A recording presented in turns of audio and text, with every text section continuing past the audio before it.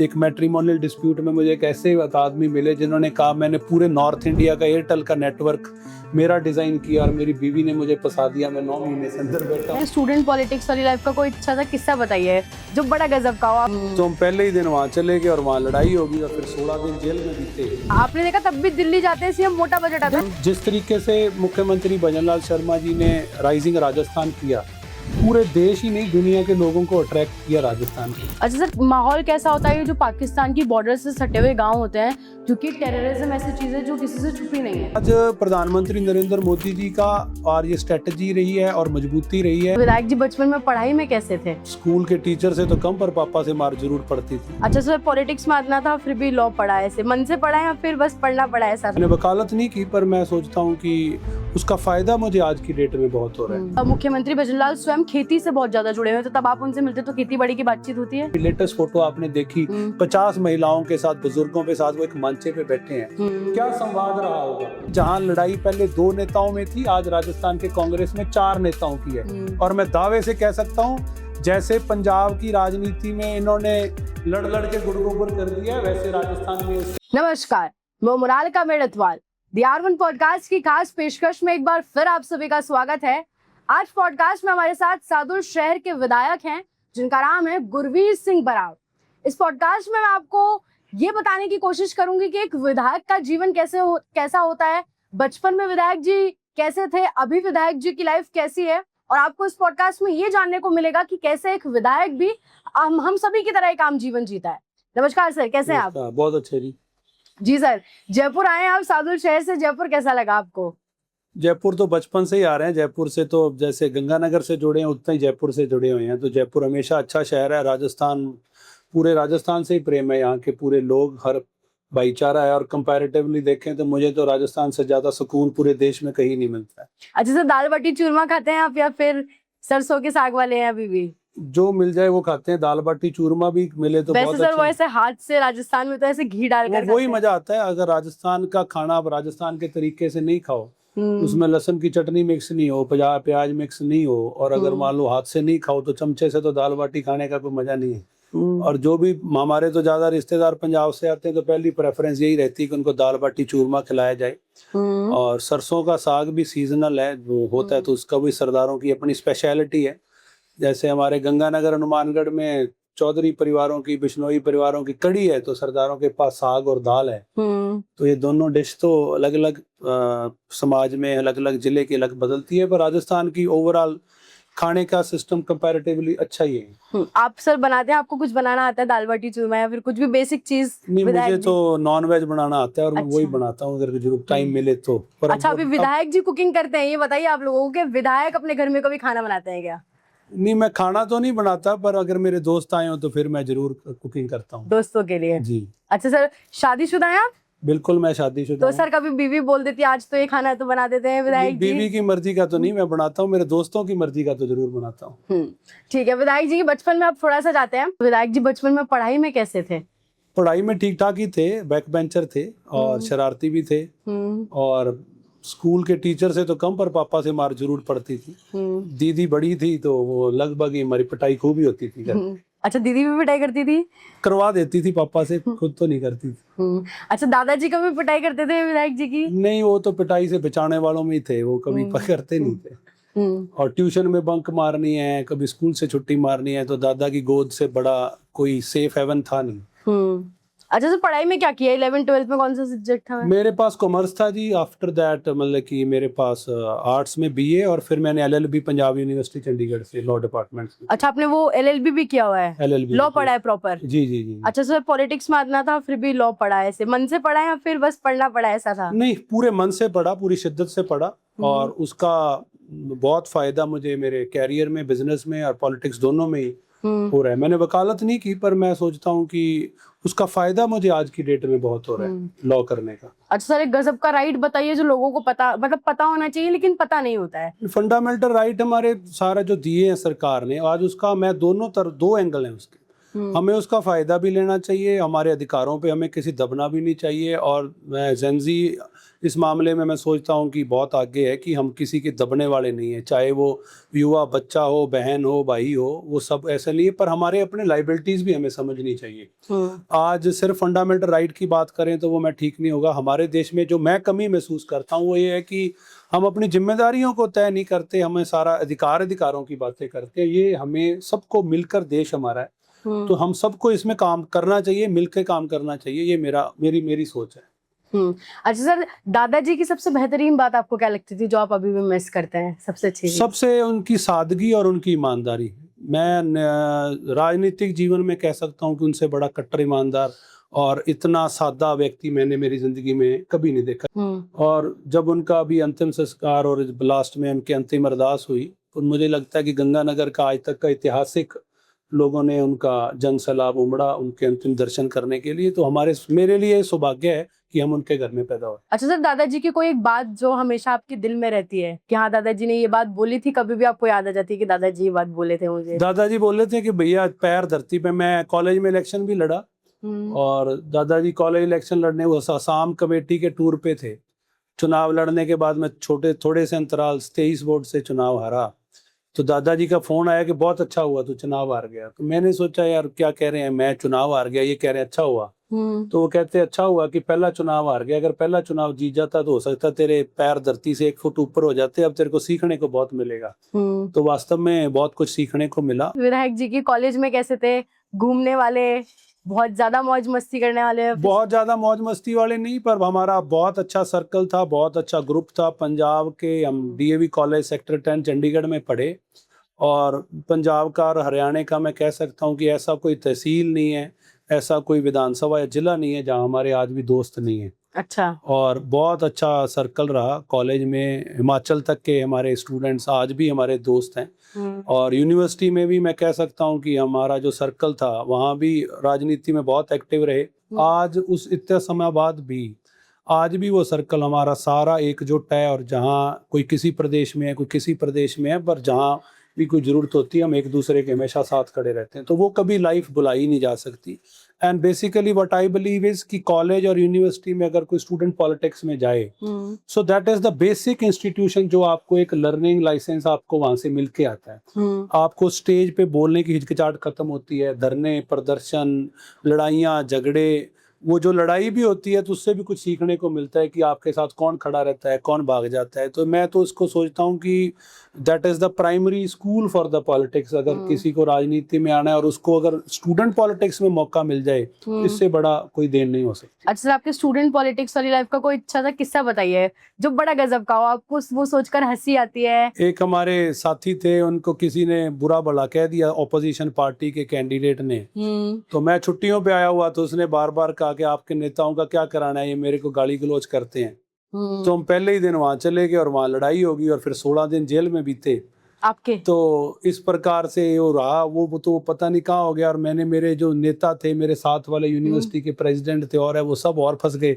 तो वो सब मुझे कहते कि तेरे चक्कर में आके सारे अंदर बैठे। 16 दिन जेल में और हमारे वो सामने वाले भी अंदर हो गए, तो फिर हमारा कॉम्प्रोमाइज हो गया। वो भी यूनिवर्सिटी के स्टूडेंट थे, हम भी यूनिवर्सिटी के स्टूडेंट थे। कैसे थे सर 16 दिन जेल में? खाना वाना कैसा मिला? जेल में बहुत कुछ सीखा। मैं पंजाब और हरियाणा चंडीगढ़ में बहुत सारे उस समय के कुख्यात अपराधी भी मिले।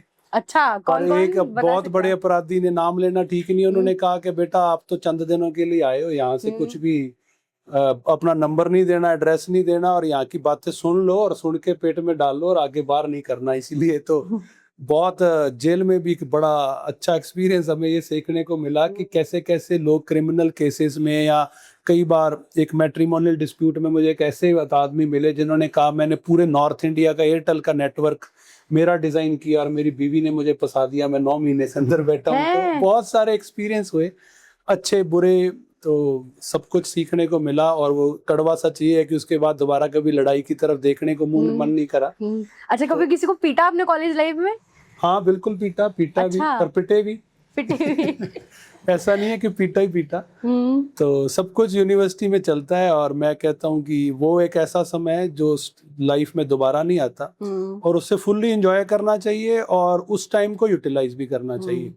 जितनी किताबें आप पढ़ पाओ। मैं आज भी हमारे पंजाब यूनिवर्सिटी की लाइब्रेरी को मिस करता हूँ कि जाते हैं वहाँ जो कभी भी? माहौल, हाँ, जब भी मैं चंडीगढ़ जाता हूँ तो हम यूनिवर्सिटी लॉ डिपार्टमेंट में और हमारा स्टूडेंट सेंटर में, जहाँ कभी राजमा चावल खाते थे और वो कॉफ़ी पीते थे, तो आज भी हमारा जैसे ही चंडीगढ़ जाते हैं तो हमारे ग्रुप में मैसेज हो जाता है, तो पूरा का पूरा सर्कल हमारा स्टूडेंट सेंटर इकट्ठे होते हैं और लाइब्रेरी जरूर जाती हैं। पूरा साल तो नहीं पढ़ते थे, पर अखीरले 1 महीना लाइब्रेरी बैठते थे, वो लाइब्रेरी क्लास पार करा देती थी, इतना अच्छा माहौल होता था। तो मिलके नोट्स बनाने, मिलके क्वेश्चन सेलेक्ट करने, क्योंकि यूनिवर्सिटी में भी नेतागिरी में थे तो कभी ये नहीं हुआ कि सारा साल पढ़ रहे हैं, पर ये होता था कि हमारा गेस ऑलमोस्ट हमेशा सही जाता था। तो तो कलक के पास पिछले हो 10 जाते साल थे। के हम 2-3 जने बैठ के, मैं और एक मेरा दोस्त गुरसागर नकई और दीपिंदर सिंह थे, जो पिछले 10 साल के एग्जाम को स्क्रूटनाइज करते थे कि कब क्या आया। अच्छा। तो 90% हमारा गैस सही हो जाता, तो हमारी लॉ तो ऐसे हो गई और हमारे सबके अच्छे नंबर आ गए। और सबसे बड़ा किस्सा ये हुआ कि मैं कह सकता हूँ कि मेरे लॉ के डिपार्टमेंट में 2 इलेक्शन हमारे बीच में आए, तो मुझे काफी पेपर मिस करने पड़े और फिर वो सप्लीज इकट्ठी हो गई। तो लास्ट के जब 3 सप्ली में वो आए हमारे सेमेस्टर एग्जाम, तो मैंने तीनों के तीनों, कभी 8 पेपर निकल रहे हैं, कभी 9 निकाले, और मैंने विद इन टाइम, मेरे 3 साल के टाइम में मेरी लॉ कंप्लीट हो गई। तो मेरे साथ के पढ़ने वाली मेरी क्लासमेट्स लड़कियां और मेरे साथ वाले मेरे दोस्त कहने लगे, तुमने कोई सेटिंग की है, बीइंग ए नेता, आप यूनिवर्सिटी में एक्टिव हो, आपने कोई सेटिंग की है। मैं बिना सेटिंग के पास हुआ हूँ और सबको लगता था, पर ये था कि सारे एक दूसरे के साथ नोट साझे करने, सबका आपस में बैठ के वो, पर लाइब्रेरी का योगदान मैं कभी भुला नहीं सकता हूँ। उसके इंस्पिरेशन मिला और आज मैं कह सकता हूँ कि मैं राजस्थान की, तो मैं दावे से बात कह सकता हूँ, मेरे विधायक बनने के बाद इस 2.5 साल में मैंने मेरी विधानसभा में तकरीबन 42 लाइब्रेरीज अभी तक बनवा चुका हूँ, और विद इन 1 नेक्स्ट ईयर मेरी विधानसभा में 60 पंचायतें और 1 नगर पालिका है, तो हमारा पूरा सैचुरेशन पे हम इसको ले आएंगे। मैंने सर वो पढ़ा आपके बारे में, गजब की चीज कि आपने ये फिगर आउट किया, लोग तो जातियों में फंसे रह जाते हैं, आपने ये फिगर आउट किया कि गांव के लोगों को कम सरकारी नौकरियां मिलती हैं। अभी गांव के लोगों को कम सरकारी नौकरी मिलने की एक बड़ी वजह है, मैंने अभी लास्ट वीक प्रतिभा सम्मान समारोह रखा। 80+ के जो अबव के जो बच्चे हैं, हमने उनको बुलाया, लड़कों को लड़कियों को। सरकारी स्कूल में अगर आप देखोगे तो जनरली मजदूर का बच्चा, छोटे किसान का बच्चा, सामान्य परिवारों के बच्चे पढ़ते हैं। उन बच्चों के एक तो राजस्थान में 6th रैंक आया है पूरे राजस्थान का, 98+ उसके परसेंटेज है। 95-94% के बहुत बच्चे थे। कई लड़कों ने कहा मैं LDC बनना चाहता हूँ, 2-3 छोटी बहनों ने कहा मैं ANM बनना चाहती हूँ। 90+ उनके मार्क्स हैं और उनको दिशा नहीं कोई दे पा रहा है। तो उसके लिए मैंने यहाँ भी अभी आग्रह किया और मैंने वहाँ प्रशासन से भी बात की, और अभी हमने कई लोगों से, ऑफिसर से भी कंसल्ट किया, और हम जाके, मैं सोच रहा हूँ NGO बनाएंगे ताकि आने वाले समय में हम एक ऐसा प्लेटफॉर्म प्रोवाइड कर सके। इस प्रकार के जो बच्चे हैं जिनको कोई डायरेक्शन नहीं दे पा रहा है, उनके मार्क्स हैं, उनमें काबिलियत है, पोटेंशियल है, पर उनको दिशा देने की जरूरत है, वो हम जरूर देंगे। एजुकेशन डिपार्टमेंट के साथ मिलकर के हमने लाइब्रेरीज में कहा है कि ज्यादा से ज्यादा जो बुक्स हम दे पाए। मेरे विधानसभा का एक गांव है कालियां, जो पाकिस्तान पंजाब बॉर्डर के बिल्कुल पास है। वहाँ के बहुत गरीब परिवारों के बच्चों ने एक लाइब्रेरी शुरू की, जो कच्चे कमरे में मैंने खुद चलती देखी है, विदाउट इलेक्ट्रिसिटी कनेक्शन। उन्होंने कुंडी लगा करके एक छोटा सा लट्टू लगा के पढ़ते थे। उस गांव में आज 350 सरकारी कर्मचारी हैं, अधिकारी हैं। एक परिवार में अभी मैं उसी गांव में गया, जिसमें से 3 CI, 1 DSP और 5 सरकारी टीचर हैं। तो वहां से हमें इंस्पिरेशन मिला और कुछ हमने हमारी पहले यूनिवर्सिटी टाइम की लाइब्रेरी में देखा था। अब हम कोशिश कर रहे हैं कि वैसा एटमॉस्फेयर गांव-गांव में बन जाए। आज की हालात ये है कि कोई माँ बाप बच्चियों को ज्यादा दूर भेजना नहीं चाहता, बिल्कुल, और अफोर्ड नहीं करता। उन बच्चियों को हम गांव में प्लेटफॉर्म दे दें, वहाँ CCTV कैमरा लग जाए, वहाँ स्ट्रीट लाइट लग जाए और रात को तक उनको एक्सेस मिल जाए, तो मैं सोचता हूँ नतीजे बहुत अच्छे आएंगे। हमारा इलाका पंजाब और पाकिस्तान के बॉर्डर पर है। ड्रोन्स के माध्यम से नशा आता था, कोई किसी को ब्लेम करे। पहले के मुख्यमंत्रियों ने, 5 स्टेट्स के मुख्यमंत्रियों ने इकट्ठे होकर के भी ये एक मिशन लिया कि हम इसको खत्म कर पाएंगे, पर नहीं कर पाए। आज हमने पब्लिक अपील ये की है कि ज़्यादा से ज़्यादा लोग, आप लोग हमें इंफॉर्मेशन दीजिए।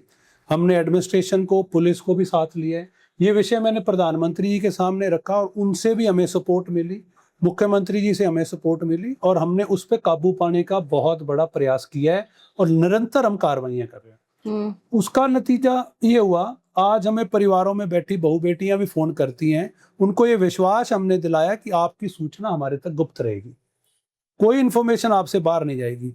आज उस पर काबू पाने के लिए हमने ना सिर्फ उन पर केस दर्ज नहीं किया है, हमने प्लेटफॉर्म दिया है। भाषणों से कोई आप समाज की कुरीतियां दूर नहीं कर सकते, उसके लिए एक्शन चाहिए, हम उस पर काम कर रहे हैं और दुनिया से, समझदार लोगों से, ऑफिसर से और भी शिक्षाविदों से हम ले रहे हैं सुझाव, कोई मिले तो हम उस पर काम करें। अच्छा सर, माहौल कैसा होता है ये जो पाकिस्तान की बॉर्डर से सटे हुए गांव होते हैं, क्योंकि टेररिज्म ऐसी चीज है जो किसी से छुपी नहीं है, तो उन गांव के लोगों में कैसा माहौल होता है कि वो पाकिस्तान से सटे हुए बॉर्डर से रह रहे हैं, डरे हुए होते हैं वो लोग? नहीं, कोई डरा हुआ नहीं है। हमारे तो जन्म से पहले से ही जब हमने देखा है, सुना है, पहले कभी दोनों देशों में टेंशन होती थी या जंग का माहौल होता था तो बॉर्डर के आसपास के पूरे इलाके में माइंस बिछा दी जाती थी। माइंस, जमीन में माइंस बिछा दी जाती थी जमीनों में। हमारे पूरे उस इलाके में बॉर्डर से कम 10 किलोमीटर तक पूरे खेतों में आज भी बंकर परमानेंट बने हुए हैं। अच्छा। और फर्स्ट लाइन, सेकंड लाइन जो आर्मी की स्ट्रेटजी रहती है, that is not good for to reveal here on camera. बिल्कुल बिल्कुल। तो गांव के लोगों में जो माहौल है, पहले ये होता था कि उनको वहां से पलायन करना पड़ता था, उनको सरकारी ऑर्डर आता था कि आज अब आप गांव छोड़ेंगे जब तक ये चीजें, स्थिति नॉर्मल नहीं हो जाती। और हमने बचपन में सुना है कि कभी ऐसा भी था कि कभी गोला गिरता था तो गंगानगर तक, शहर तक आके गिरते थे। आज प्रधानमंत्री नरेंद्र मोदी जी का और ये स्ट्रेटजी रही है और मजबूती रही है, चाहे वो वाजपेयी जी के टाइम पे कारगिल का युद्ध हुआ, चाहे अभी हमारा एयर स्ट्राइक हुआ या जितने भी कार्रवाइयां सेना ने की, अभी ऑपरेशन सिंदूर हुआ, एक बार भी किसी एक व्यक्ति को गांव छोड़कर नहीं जाना पड़ा। ये हमारे लिए सबसे बड़ी अचीवमेंट है। कभी पहले बॉर्डर खुला हमने सुना है, देखा नहीं है। आज की डेट में मॉडर्न फेंसिंग वहां हो गई है, सारा का सारा सीसीटीवी कैमरे में है, अभी और उसकी स्ट्रेंथनिंग हो रही है। तो बॉर्डर के गाँव के लिए पहले नो डाउट वो गाँव पिछड़े हुए थे। अभी प्रधानमंत्री मोदी जी के आने के बाद पहले इन्होंने BADP के नाम से योजना शुरू की, अभी मुख्यमंत्री थार योजना भजनलाल शर्मा जी ने शुरू की। उन बॉर्डर के गांवों को लिमिट करके 5 किलोमीटर की करोड़ों रुपया हमने वहां लगाया। जब 13 से 18 दादाजी MLA थे, मुख्यमंत्री वसुंधरा राजे जी थी, प्रधानमंत्री मोदी जी थे, तो ये BADP की योजना में उन एक एक गाँव में 15-15 करोड़ रुपए एवरेज आए। उनमें स्कूल इंफ्रास्ट्रक्चर बना, उनमें BSF की पोस्ट को इम्प्रूव किया गया, उनकी रोड कनेक्टिविटी इम्प्रूव की गई। ये बहुत सारे काम उन बॉर्डर के गाँव में हुए, पर वो माहौल नहीं है कि आज किसी को छोड़ के जाना पड़े। डेवलपमेंट के मामले में मैं ये कह सकता हूँ कि मेरी पूरी विधानसभा में आज सबसे आगे और सबसे ज्यादा बजट कोई है तो वो इंटरनेशनल बॉर्डर पे बैठे गाँव के लोगों के लिए। कोई भयभीत नहीं है, कोई डरा हुआ नहीं है। आर्मी आए, BSF का वो पूरा सहयोग करते हैं और कोई शरारती अंसर कई बार आके वहाँ कोशिश करते हैं कि नशा और ये हीरोइन, कभी ड्रोन्स के माध्यम से, पर जनता सहयोग करती है। इक्का दुक्का एपिसोड के होते रहते हैं, पुलिस बड़ी मुस्तैदी से उन पे कार्रवाई करती है, जनता में कोई डर भय का माहौल नहीं है। सादुल शहर जहाँ से आप विधायक हैं, वो ऐसा शहर है शायद थोड़ा, जैसे कि बाकी सारे जो शहर हैं वो टूरिज्म से थोड़ा चर्चा में बने रहते हैं, उदयपुर, जोधपुर लोग घूमने जाते हैं सिटी ऑफ लेक से, तो आपके सादुल शहर के बारे में कोई गजब की बात बताइए। गंगानगर का किन्नू बहुत ही उसमें जूसी है और बहुत शानदार क्वालिटी का है। उसके लिए भी अभी किन्नू एक्सीलेंसी सेंटर हमें मुख्यमंत्री जी ने दिया है, जो हम बहुत जल्दी शुरू करने जा रहे हैं। हमारे वहाँ सादुल शहर की टिंडा की सब्जी बहुत फेमस है। टिंडे की? हाँ, तो क्योंकि कोई नहीं खाता टिंडा, तो मैं नहीं खाती टिंडा, बिल्कुल अच्छा नहीं होता टिंडा। आप नहीं, वो आपको नहीं पसंद होगा, पर जो टिंडे की सब्जी वास्तव में बहुत अच्छी बनती है। कृषि प्रधान जिला है तो इसमें ज्यादातर खेती से ही लोग जुड़े हुए हैं, तो जितनी इंडस्ट्री भी है वो भी सारी फूड बेस्ड है। ऑयल इंडस्ट्री है, कॉटन इंडस्ट्री है, खेतीबाड़ी के माध्यम से। अगर आप दूसरों को कंपेयर करें, जैसे आपने नाम लिया जोधपुर, उदयपुर, ये तो पुराने सारे राजे महाराजाओं के बसाए हुए महल। ऐसे तो हमारे ऐसा कोई महल हनुमानगढ़ में जरूर है, पर महाराजा गंगा सिंह जी को आज भी हमारे श्री गंगानगर की जनता पूजती है। भागीरथी अगर जिसका वर्ड किसी को दिया गया कि राजस्थान के भागीरथ, तो महाराजा गंगा सिंह जी को क्यों दिया गया कि देश के सबसे ज्यादा एडवांस सोचने वाला कोई व्यक्ति था तो महाराजा गंगा सिंह जी थे। उस अकाल पर उनको ऐसा प्रभाव पड़ा कि उन्होंने अपना सारा स्टेट का खजाना लगा दिया और इरिगेशन सिस्टम डेवलप किया।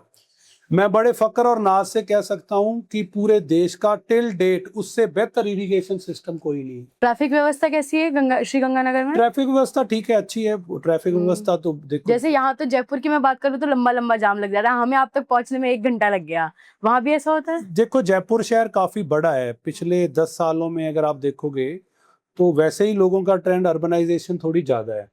अगर आप दिल्ली पूरा एग्जॉस्ट हो चुका है, उसके बाद इंडस्ट्री धीरे धीरे राजस्थान की तरफ शिफ्ट हो रही है। भिवाड़ी चला, आज की डेट में जो हमारा मुंबई दिल्ली कॉरिडोर बन रहा है, रोड कनेक्टिविटी इंप्रूव हो रही है, एयर कनेक्टिविटी इंप्रूव हो रही है, डेडिकेटेड रेलवे के कॉरिडोर्स बन रहे हैं। उसकी वजह से राजस्थान में जयपुर अभी बड़ा तो हुआ ही है, मुझे ये लगता है कि आने वाले 10 साल में इसका साइज और बड़ा होगा, इंडस्ट्री और आएगी। जिस तरीके से मुख्यमंत्री भजनलाल शर्मा जी ने राइजिंग राजस्थान किया, पूरे देश ही नहीं दुनिया के लोगों को अट्रैक्ट किया राजस्थान के प्रति। और ऑब्वियसली जब लोग आएंगे, पूरे राजस्थान में लोग फ्लावट होगा, पर कैपिटल पे इसका फोकस ज्यादा रहेगा। तो जयपुर तो अभी और बढ़ेगा और उम्मीद है कि उसके हिसाब से हमारा प्लेटफॉर्म भी, पूरा इंफ्रास्ट्रक्चर भी उसको सहने के लिए तैयार रहे, ये भी सरकार की कोशिश रहेगी।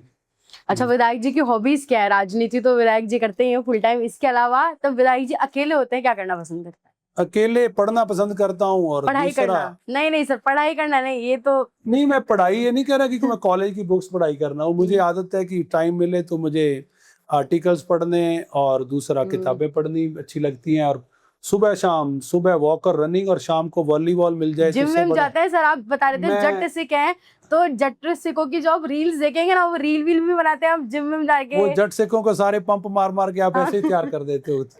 तो जट सिख तो हैं, और जट सिख सारे सही दिशा में आगे बढ़े। कई बार हमारे जो गाने हैं वो आपको लगा, मैंने देखा है कि कभी आप इंग्लैंड चले जाओ या देश के दुनिया के किसी कोने में चले जाओ, आपको कोई मर्जी वहाँ डिस्को, वहाँ पंजाबी गाने जरूर मिलेंगे। अभी मैं उदयपुर एक शादी में गया तो वहां भी किसी को एक शब्द पंजाबी का नहीं आता था, गाने सारे पंजाबी चल रहे थे।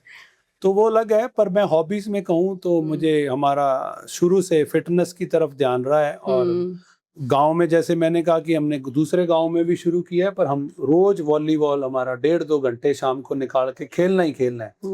अच्छा सर, तब आप कॉलेज में थे तब भी जिम में जाते थे?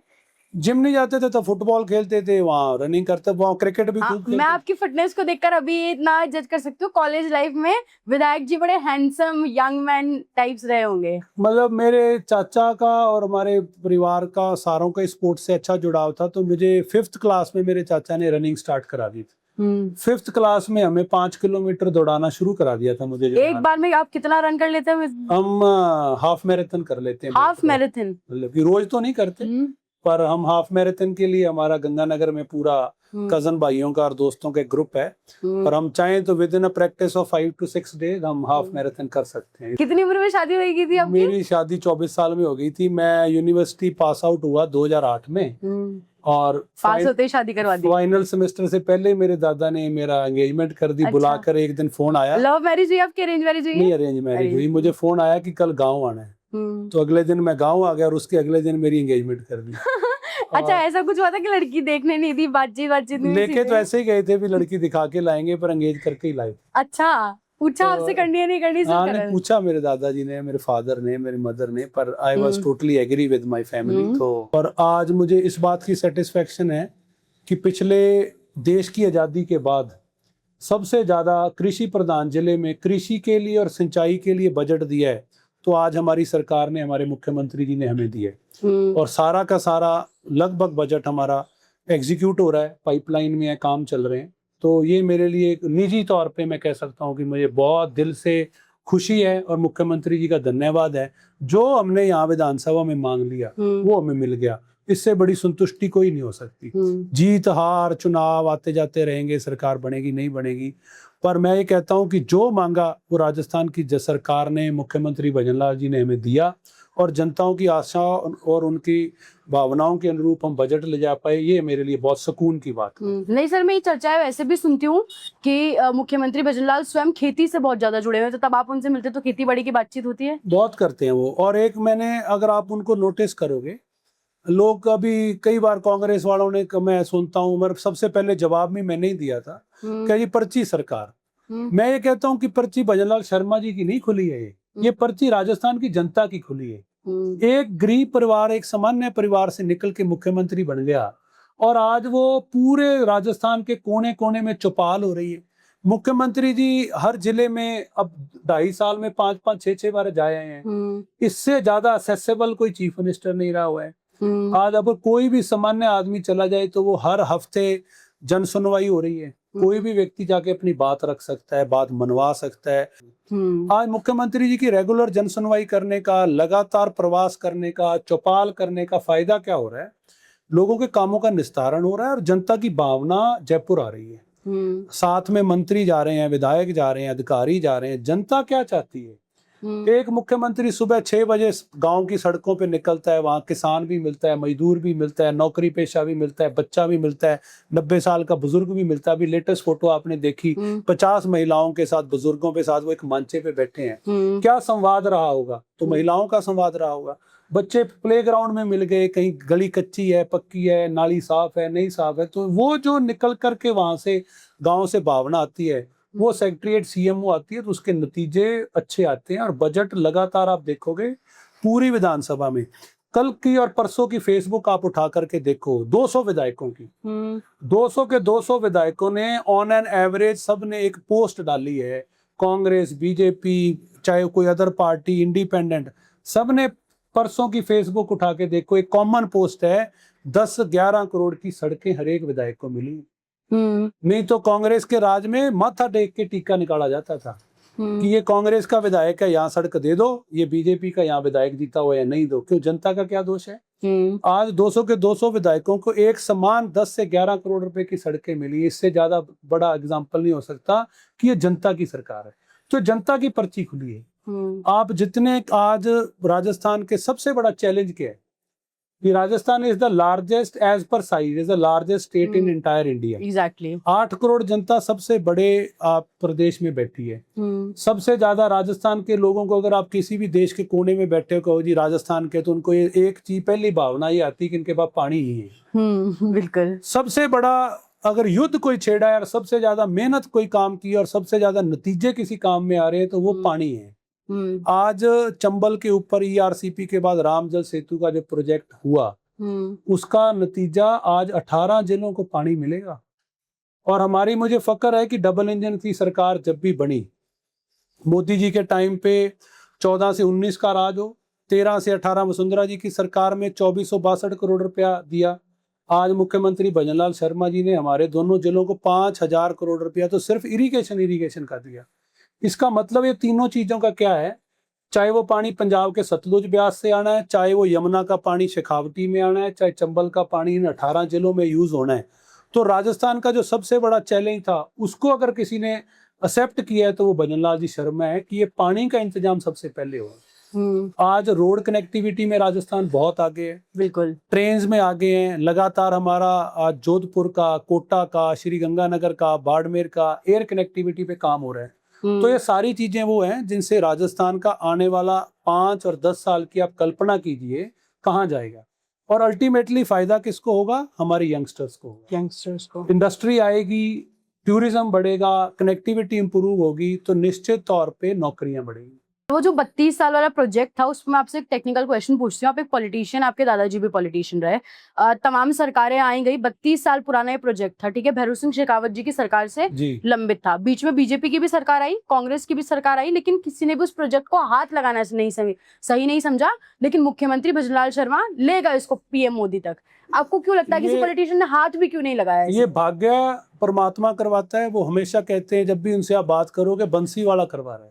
मैं जब भी उनसे मिलता हूँ, तो पिछली बार हमारे गंगानगर में पानी का बहुत क्राइसिस था। तो मेरे को जब मैंने 2-3 बार फोन किया, मैं कहा सर आपको पंजाब के मुख्यमंत्री से बात करनी पड़ेगी, नहीं हमारे यहाँ आंदोलन होगा। उन्होंने बात भी की और जैसे ही बारिश आई, मेरे को क्या हुआ, मैं कहा सर बच गए, बारिश आ गई, क्या बंसी वाला करा रहा है। और अगर आप पिछली बार देखेंगे तो सारे डैम भर गए। ये इनका सौभाग्य है और प्रधानमंत्री मोदी जी का इनके ऊपर आशीर्वाद है कि आज हरियाणा में भी मुख्यमंत्री और सरकार भारतीय जनता पार्टी की है, राजस्थान में है और केंद्र सरकार में है। और ये ऐसा संगम बना है जिसके कारण ये हो पाए।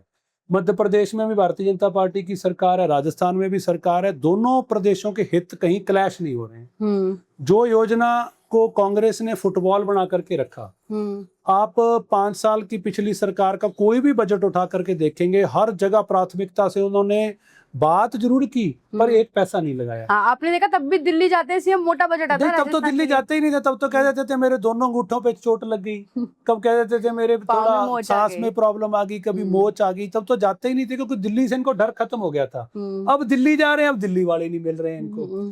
तो अब ये है, अब मुख्यमंत्री जी जब भी जाते हैं, कल रात को भी पढ़ा, आज भी गए हुए हैं, तो लगातार आपको एक दिन में 5-5, 6-6 केंद्रीय मंत्रियों से मिलकर आ रहे हैं। उसका नतीजा क्या हो रहा है कि लगातार राजस्थान के हर विषय पर काम हो रहा है। हाँ सर, मैं हमेशा ये ऑब्जर्व करती हूँ, जब भी दिल्ली जाते हैं मुख्यमंत्री विजय लाल शर्मा, तो इधर से विपक्ष टिप्पणी करने लगता है, लेकिन उसके बाद जो रिजल्ट आता है वो ही होता है, मोटा बजट राजस्थान के लिए आता है, तगड़ा बजट आता है हर बार। विपक्ष को टिक्का टिप्पणी करने के अलावा कुछ नहीं है। मैं विपक्ष का ये कहना चाहूंगा, राजस्थान की जनता ने उनको अच्छे से देखा है। 3 बार उनको भी जो लेटेस्ट मौका मिला, तो 2008 से लेकर के 2003 की जो सरकार थी, तब उन्होंने रोके निकाल दी, कह दी अकाल पड़ गया राजस्थान में, और गेहूं भी वाजपेयी जी से लाना पड़ा, और वो कहते हैं कि जी ये तो अकाल पड़ गया। और पिछली 5 साल इन्होंने लड़ाई में निकाल दिए, और फिर अभी जो कोई भी छेड़ो तो वो कोविड का बहाना ले लेते हैं। तो लड़ाई आपकी मुख्यमंत्री की कुर्सी की, आपकी नेताओं की। राजस्थान की जनता का क्या कसूर है?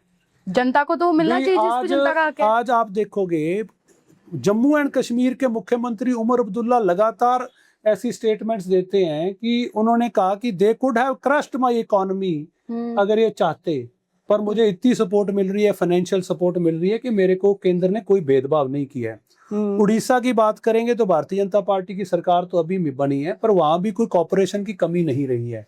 वेस्ट बंगाल में अब हम चुनाव में 1 महीना लगा करके आए, उनकी नीतियां नहीं रही होंगी कि आप, उनको नहीं चाहिए था देश में, उनका जो बॉर्डर उन्होंने खोल रखा, जिस तरह की अराजकता थी। आज आप देखेंगे जैसे असम ने तरक्की की है, आज बंगाल आप देखिएगा 10 साल में कहाँ जाएगा। हम बंगाल में रहे, 1960 से लेकर के 2026 तक की आप उनके इकोनॉमिक डाटा निकालेंगे तो लगातार एक ही स्टेट है जो डिक्रीजिंग मोड में रहा, लगातार उनकी जीडीपी गिरती गई है। और अब आप 10 साल बाद वहां का नतीजा देखिए। जब आपकी काम करने की लगन ही नहीं है, जब जनता ने आपको चुन के भेजा है स्टेट की डेवलपमेंट के लिए, राजनीति करने के लिए और भाषणों के लिए नहीं भेजा है। जब भी, अब ये विपक्ष की बात करूं, आज जो लोग 5 साल में खुद के हाईकमान को कुछ नहीं समझा, उनको उनके वहां से यही खड़गे जी और यही अजय माकन जी जिस दिन यहाँ मीटिंग लेने आए और ये दूसरी जगह जाकर के बैठ गए, और ये हमारे पे क्वेश्चन करने वाले होते कौन है। और वो पोल सामने आ गई, जब चौथी बार सीएम बनने के नारे लगवाए खुद ही अपने घर में, तो इन्हीं के स्टेट प्रेसिडेंट जो कभी इन्होंने सपोर्ट करके बनाए थे वो सामने आ गए। कोई चौथी बार का मुख्यमंत्री नहीं है। जहां लड़ाई पहले 2 नेताओं में थी, आज राजस्थान के कांग्रेस में 4 नेताओं की है। और मैं दावे से कह सकता हूं, जैसे पंजाब की राजनीति में इन्होंने लड़ के गुड़ गोबर कर दिया है, वैसे राजस्थान में उससे ज्यादा लड़ेंगे और सरकार दोबारा भजनलाल जी शर्मा के नेतृत्व में भारतीय जनता पार्टी दोबारा सरकार बनाएगी। सर, आप युवाओं से विशेष लगाव रखते हैं, पेपर लीक के मुद्दे को आप कैसे देखते हैं? क्योंकि मैं युवाओं को देखती हूँ, इतने परेशान होते हैं वो, एसआई भर्ती के लिए इतनी परेशान है राजस्थान के युवा, मैं आपको बता नहीं सकती। रोती है लड़कियां, बेहोश हो जाती है रोते रोते। 2023 में सरकार आने के बाद पहले बजट में अनाउंस हुआ 1 लाख सरकारी नौकरी देंगे, और हमने दी। आज 2.5 साल का आंकड़ा अगर आप उठाएंगे तो हमने 2,39,000 नौकरी इन 2.5 सालों में राजस्थान की सरकार ने दे चुके हैं। 383 पेपर हुए और एक भी पेपर राजस्थान की 383 पेपर में लीक नहीं हुआ। ये हमारी सबसे बड़ी अचीवमेंट है। कोई पैसा नहीं, कोई सिफारिश नहीं, कोई धनबल नहीं, कुछ नहीं है। ट्रांसपेरेंसी के साथ, ईमानदारी के साथ देश के युवाओं, राजस्थान के युवाओं को नौकरी मिल रही है। 2,39,000 नौकरियों के कंपैरेटिवली अगर 5 साल का पिछली कांग्रेस की सरकार का आप आंकलन करेंगे, 2,19,000 नौकरियां वो 5 साल में दे पाए हैं, हमने 2.5 साल में उससे ज्यादा दे दी हैं। और उनकी नौकरियों को देने का जो पैटर्न था वो आपको पता है कि आरपीएससी बोर्ड के मेंबर आज जेल की सलाखों के अंदर हैं। उनके खुद के भाषण है कि मैंने मेरी जात के, मैंने मेरी पात के इतने बंदे लगा दिए। वो भाषणों में कह रहे हैं स्टेज पे जाकर के कि मैंने मेरी जात के इतने लगा दिए। और इनके नेताजी ने खुद के इंटरव्यू में उनके खुद के रिश्तेदारों को 85 नंबर, एक ही परिवार के 3 बच्चों को आ जाना, ये जनता के सामने इससे बड़ा आईना क्या होगा। कि इनका राज कैसा था और इनका बीजेपी का राज कैसा है। उनके राज में 19 बार पेपर लीक हुआ और पूरे राजस्थान का युवा अपने आप को ठगा हुआ महसूस करता था, और वो उससे ज्यादा ठगा हुआ महसूस करता था जब इनके नेताओं के, एमएलए, मंत्रियों के रिश्तेदार वहां भर्ती होते थे। आज एक पैसे का कोई दाग नहीं लगा सकता। आज जो नौकरियां मिली हैं वो युवाओं को उनके टैलेंट पे मिली हैं, उनकी काबिलियत पे मिली हैं और उनको अपने मेहनत के ऊपर मिली हैं। आज किसी नेता की मेहरबानी की जरूरत नहीं है। सरकार जो कर रही है, आज पहले ही हफ्ते में जनवरी 2026 में जारी हो जाता है कि 31 दिसंबर तक कितने पेपर होंगे, कितनी नौकरियां मिलेंगी। ट्रांसपेरेंसी इस सरकार का सबसे बड़ा हमारा एसेट है और ये लगातार जारी रहेगा। जैसे मैं अभी उदयपुर घूमने गई तो मैंने वहाँ एकलिंगेश्वर महादेव का मंदिर देखा। क्या गजब की चीज है सर। कभी आप गए हो एकलिंगेश्वर महादेव मंदिर है उदयपुर में। वो है वहां नहीं 1400 का बना हुआ है वो सर। और उस मंदिर में ऐसा है कि वहां महाराणा प्रताप से लेकर तमाम जो राजा युद्ध लड़ने जाते थे ना, तो अपना रक्त दान करके जाते थे शिव जी को। अच्छा। फिर जब युद्ध जीत कर आते थे तो हमेशा उनके जो इष्ट हैं, कोई देवी है, कोई देवता है, आकर उनकी शिवलिंग ऐसे स्थापित करवा देते थे। तो ऐसे करके वहां पे हजारों शिवलिंग है। उसके पीछे एक तालाब है, वहां कमल के फूल खिलते हैं और इतनी खूबसूरत जगह है। मतलब उसको इतना, उदयपुर शहर में ही है। हाँ उदयपुर में ही है और उसको इतना अच्छे से प्रिजर्व किया हुआ है। आप वहाँ फोन नहीं लेके जा सकते। आप उस मंदिर के अंदर जाएंगे तो आपको ट्रैफिक की आवाज सुनाई नहीं देगी, बाहर का शोर सुनाई नहीं देगा, जबकि बाहर बहुत शोर है। मेन रोड है, इतनी खूबसूरत जगह, बहुत प्रिजर्व किया हुआ है उसको। तो आपको ऐसी मस्त जगह जयपुर में कौन सी लगी? जयपुर में तो सारे, जैसे सिटी पैलेस है, एल्बर्ट हॉल है। Is it start? हाँ।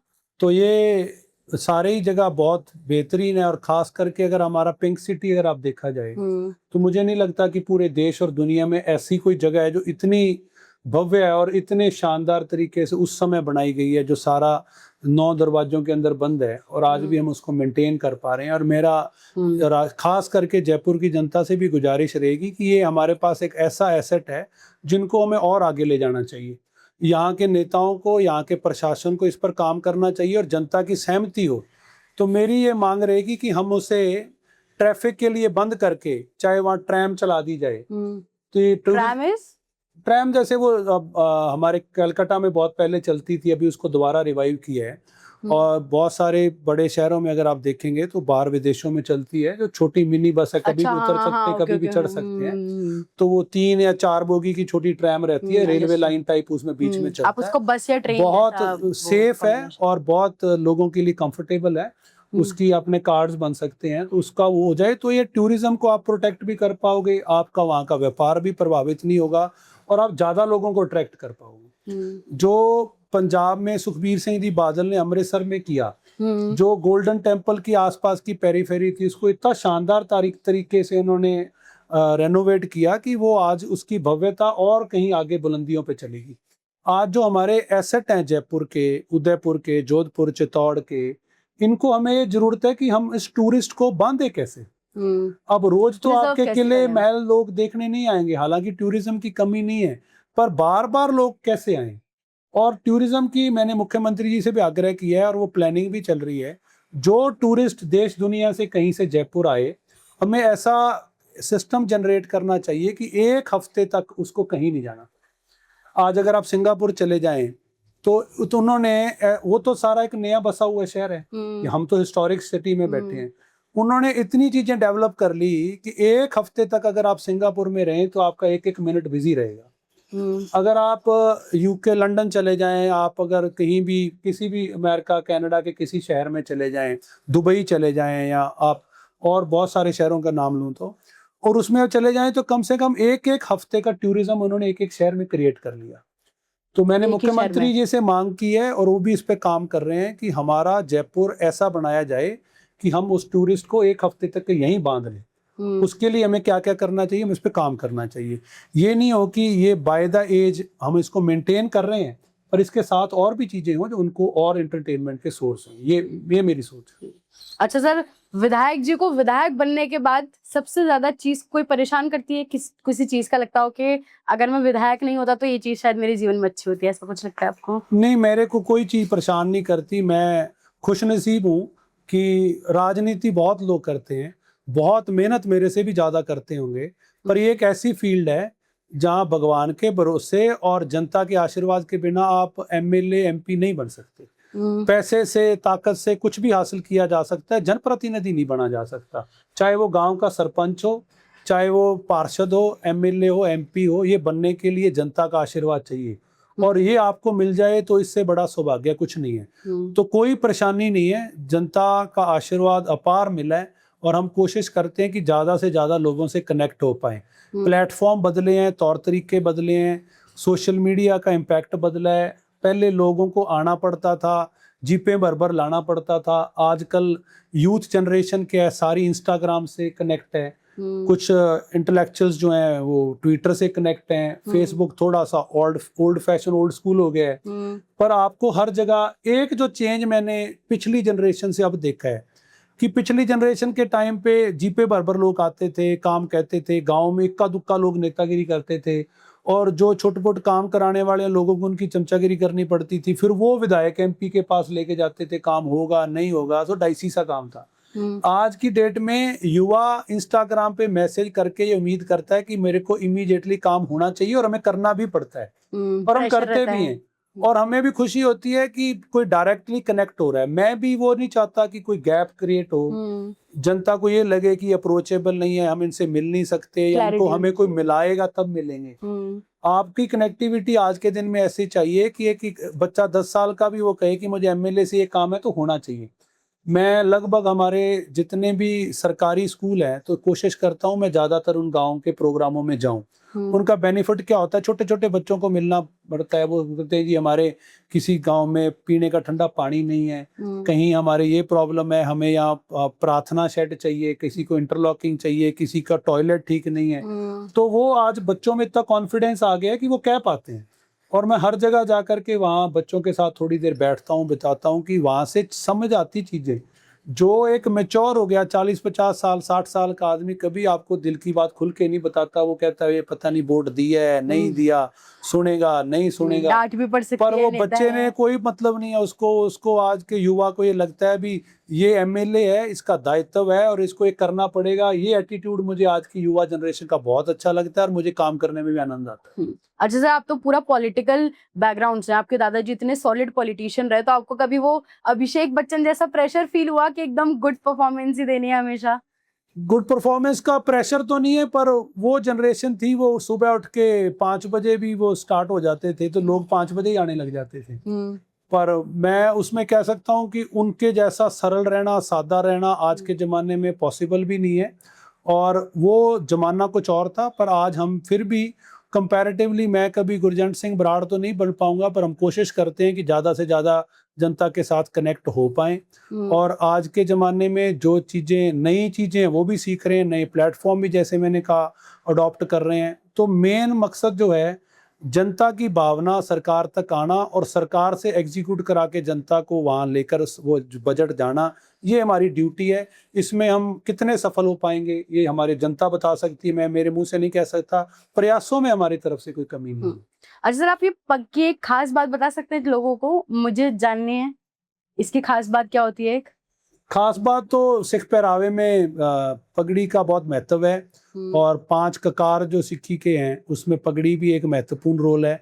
और ये बेसिकली जब खालसा की स्थापना हुई तो पगड़ी पहचान के तौर पे, और बाकी अगर आप देखेंगे समाज के सभी वर्ग पगड़ी बांधते थे, पर पगड़ी का स्टाइल थोड़ा डिफरेंट है। बाकी कभी पगड़ी उतार दी, रख ली, साफा पहन लिया, उतार लिया तो लूज रहता है। पर हमारी पगड़ी थोड़ी टाइट इसलिए बांधी जाती है कि जब जंग के मैदान में जाते थे तो तब वो पूर्वजों ने, जिन्होंने लड़ाइयाँ लड़ी, मुगलों के साथ लड़ी, और उस समय देश के, हमारे आज धर्म की रक्षा के लिए जो देश में कुर्बानियाँ दी, तो वो उसके लिए पगड़ी टाइट बांधी जाती थी कि लड़ाई में कहीं गिरे नहीं और पहचान रहे।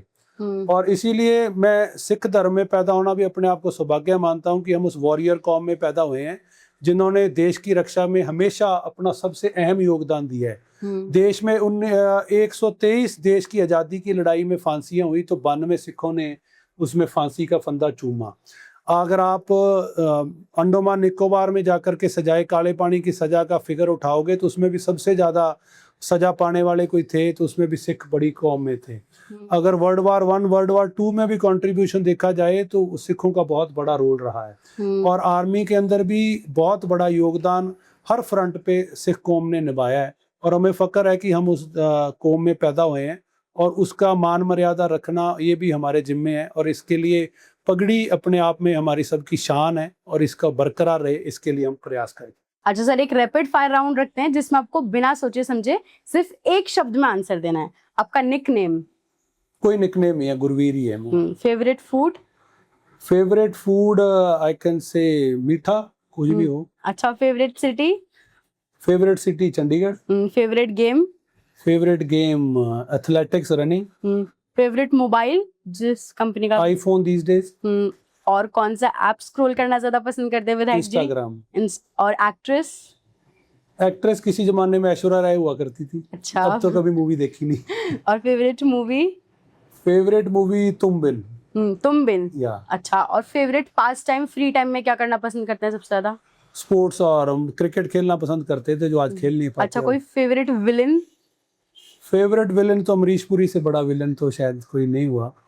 अच्छा, आपकी लाइफ का बेस्ट मोमेंट कौन सा था? पॉलिटिशियन होना, कभी कार चलाना, कभी कॉलेज में एक यंगस्टर होना, लाइफ का फेवरेट मोमेंट? लाइफ का फेवरेट मोमेंट जब कोई बहुत सारी भीड़ और भाषण देने का मौका मिल जाए, वो सबसे फेवरेट मोमेंट होता है कि जनता आपको सुन रही है, और जनता सुने भी और आप उनको बात सुना भी पाओ, और लास्ट तक वो बोर नहीं हो, तो वो सबसे फेवरेट मोमेंट है भी आपको बोलने का अवसर मिल जाए। और सबसे बड़ा खुशी ये हुई कि जब विधानसभा में आके बोलने का मौका मिला, और वो बहुत मतलब कि दिल को खुशी देने वाला, सुकून देने वाला पल है। अच्छा, कभी कॉन्सर्ट्स में जाते हैं आप? वाइब करने मास्क लगा के चले गए? नहीं, मैं अब तो नहीं गया। यूनिवर्सिटी कॉलेज के टाइम पे दिवाली पे, न्यू ईयर पे खूब होते थे, और हमने यूनिवर्सिटी टाइम पे भी बड़े बड़े सिंगर्स का हमारी यूनिवर्सिटी में प्रोग्राम करवाया। गुरदास मान जी का कराया, मलकीत सिंह जी का कराया, सतिंदर सरताज तो हमारे यूनिवर्सिटी टाइम के सीनियर थे, उनका करवाया। तो ऐसे कॉन्सर्ट में अब मैं कभी कॉन्सर्ट में नहीं जा पाया। सर, बड़ा मजा आया आपसे बातचीत करके। तो ये थे हमारे साथ विधायक गुरवीर सिंह बराड़। पूरी बातचीत पर आप क्या कहेंगे हमें कमेंट सेक्शन में जरूर बताएं, और इसी तमाम अपडेट्स और खबरों के लिए आप देखते रहें राजस्थान हुआ।